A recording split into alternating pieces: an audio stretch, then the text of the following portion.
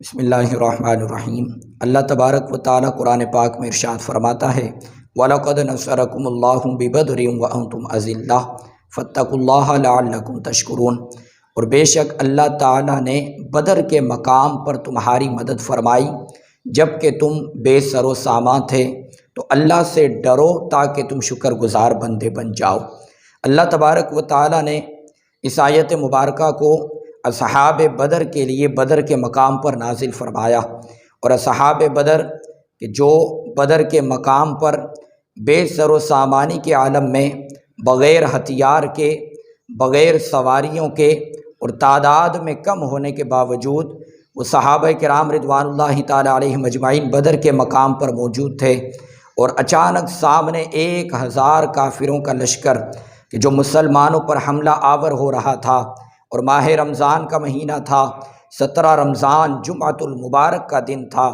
اور تمام صحابہ کرام روزے کی حالت میں موجود تھے،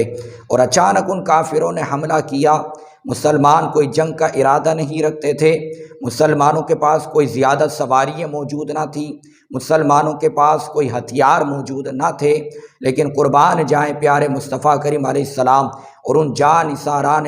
پیارے مصطفیٰ کریم علیہ السلام پر اور وہ بدری صحابہ کرام پر کہ سارے بے سر و سامانی کے عالم میں بھی دین اسلام کی بقا اور حفاظت کے لیے، اللہ اور اس کے رسول کی محبت اور ناموس اور عزت کی حفاظت کے لیے انہوں نے اپنے قدم کو پیچھے نہ کیا، بلکہ اپنے قدم کو آگے بڑھایا اور کافروں سے لڑنے کا ارادہ فرما لیا۔ تو آپ دیکھیے کہ تعداد میں 313 بدری صحابہ اور کفار کا مجمع 1000 کا لشکر، لیکن اللہ تبارک و تعالیٰ نے کیسی غیبی مدد فرمائی۔ اللہ تعالیٰ نے آسمان سے فرشتوں کی بارات کو نازل فرما دیا، آسمان سے فرشتے نازل ہو گئے کہ جنہوں نے ان 313 صحابہ کرام کا ایمانی جذبہ، ان کا حوصلہ، ان کی وفا اور ان کی محبت کو دیکھ کر اللہ تعالیٰ کے حکم سے مسلمانوں کی مدد کے لیے نازل ہو گئے۔ پیارے مصطفیٰ نے ارشاد فرمایا، صحابہ کرام سے فرماتے ہیں کہ استقول للمؤمنین الن یکفیکم ان یمدکم ربکم بثلاث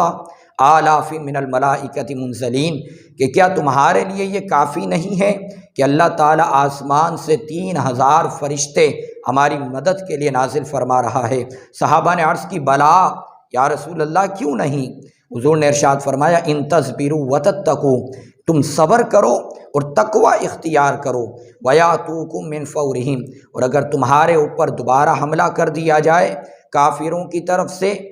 ھذا یمددکم ربکم بخمسۃ آلاف من الملائکہ، تو اللہ تعالیٰ 5000 فرشتوں سے ہماری مدد فرمائے گا۔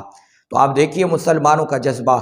ان صحابہ کرام کا جذبہ کہ جنہوں نے جنگ لڑی روزے کی حالت میں، گرمی کی حالت میں، ماہ رمضان المبارک کے مہینے میں، بغیر سواریوں کے، بغیر ہتھیاروں کے انہوں نے کافروں سے جنگ لڑی، اور اسلام کے شعار کے لیے، اسلام کی حفاظت کے لیے، اسلام کی بقا کے لیے انہوں نے اپنے مال و متاع، اولاد، اہل و عیال، اپنی جان کی پرواہ نہ کی، بلکہ اگر کسی چیز کی پرواہ کی تو اللہ اور اس کے رسول کے دین کی، دین اسلام کی پرواہ کی، اور اس کی حفاظت کے لیے اپنے آپ کو قربان کر دیا۔ تو 2 ہجری میں جنگ بدر لڑی گئی، جو پہلا معرکہ تھا کافر اور اسلام مسلمانوں کے درمیان، اور اللہ تعالیٰ نے مسلمانوں کو یہ شاندار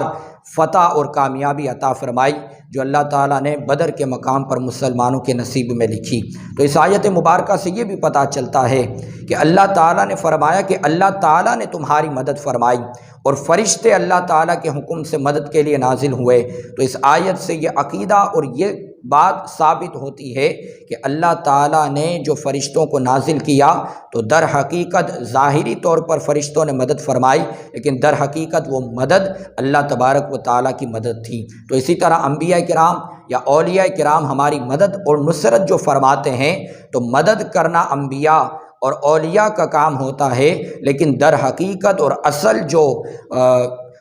جو اللہ تبارک و تعالیٰ کی طرف سے ہوتی ہے، جو مدد ہوتی ہے، وہ اللہ رب العزت ہی کی طرف سے ہوتی ہے، کہ جو انبیاء کرام اور اولیاء کرام کے وسیلے سے ہمیں نصیب ہوتی ہے، فرشتوں کے ذریعے سے، فرشتوں کے وسیلے سے ہمیں وہ موصول ہوتی ہے، اور فرشتوں کے وسیلے سے ہمیں وہ مدد کا سلسلہ ہم تک پہنچتا ہے۔ تو در حقیقت انبیاء کرام ہوں، فرشتے ہوں، اولیاء کرام ہوں، ان کی جتنی بھی مدد ہمارے ساتھ شامل حال ہے وہ در حقیقت جو اصل مدد ہے وہ اللہ تبارک و تعالیٰ کی مدد ہے، اور یہی ہمارا ایمان ہے اور یہی ہمارا عقیدہ ہے۔ اللہ تعالیٰ ہمیں اسی عقیدے پر زندگی اور اسی عقیدے پر موت عطا فرمائے، اور اللہ تعالیٰ ہمیں بھی بدری صحابہ کرام اور دیگر غازیان اسلام اور شہدائے کرام کہ جنہوں نے دین اسلام کے لیے اپنی جانوں کے نذرانے پیش کیے، شہادت کے جام نوش فرمائے۔ اللہ تعالیٰ ان جیسا جذبہ ایمانی، اسلام کی بقا اور حفاظت جیسا جذبہ اللہ تعالیٰ ہمیں بھی عطا فرمائے۔